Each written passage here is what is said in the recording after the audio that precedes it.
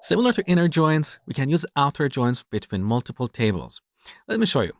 So here's the query that we wrote in the last tutorial.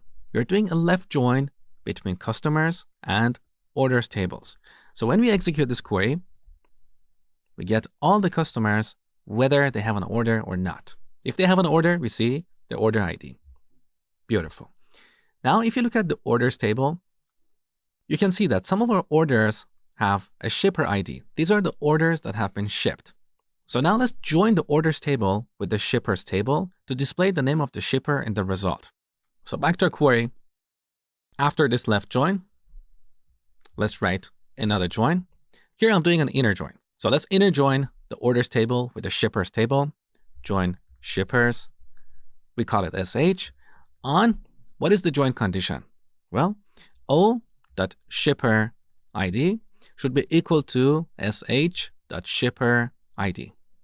All right. So in this query, we have a left outer join and an inner join. Let's see what we get. All right. We only see 5 records, but we have more orders. So here we have the same problem we had before. Some of our orders don't have a shipper, and that is why they are not returned here. In other words, this join condition is not true for some of our orders. So back to the orders table. As an example, this first order doesn't have a shipper. Shipper ID is null, and that is why it's not returned in the query result. So to solve this problem, we should use a left join. We want to make sure that all orders are returned, whether they have a shipper or not. So back to the query, we need to replace this inner join with a left join. So let's execute the query and see what happens. Now we should have quite a few more orders. There you go. Now to make this example more interesting, I'm going to add the shipper name here. So back to our select clause.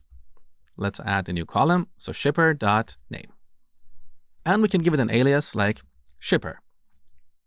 Let's execute the query and here's the result. So we get all the customers, whether they have an order or not. And for those who do have an order, we get all the orders, whether they have a shipper or not. This is the power of outer joins. Now, in the last tutorial, you learned that you can get the same result with both a left join or a right join. You just have to swap the order of the tables. However, as a best practice, avoid using right joins because when you're joining multiple tables and you have left and right and inner join, things get really complex. Someone else reading your code will have difficulty visualizing how you're joining these tables. As an example, if you had a right join here and then a left join after, it would be harder to visualize how these tables are getting joined. So as a best practice, avoid right joins and use left joins instead.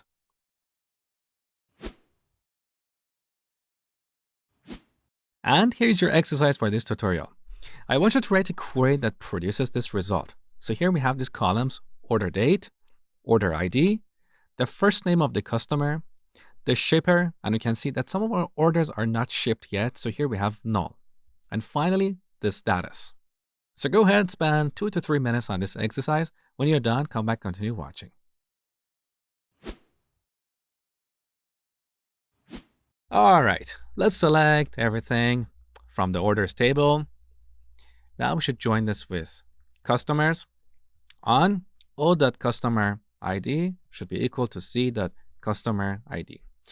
Here I'm using an inner join because every order does have a customer. So this condition is always valid. It doesn't matter if we use a left join or an inner join here, okay? Now, before going any further, let's pick our columns. So from the orders table, I want to pick order ID, followed by order date, and then customer.first name, which we can optionally rename to customer. All right. Next, we need to select the shipper. So we join the result with the shippers table on order.shipper ID equal to shipper.shipper ID. However, if we use an inner join here, because some of our orders don't have a shipper, we're only going to see the orders that have been shipped. Let me show you. So for clarity, I'm going to add the shipper's name here. So shipper.name as shipper. Let's execute the query. There you go. We only see the orders that have been shipped, but we want to see all the orders, right? So we need to change the second join to a left join. So all orders are returned whether they have a shipper or not. Let's execute the query one more time. There you go. Now we see all the orders from number 1 to number 10. Beautiful.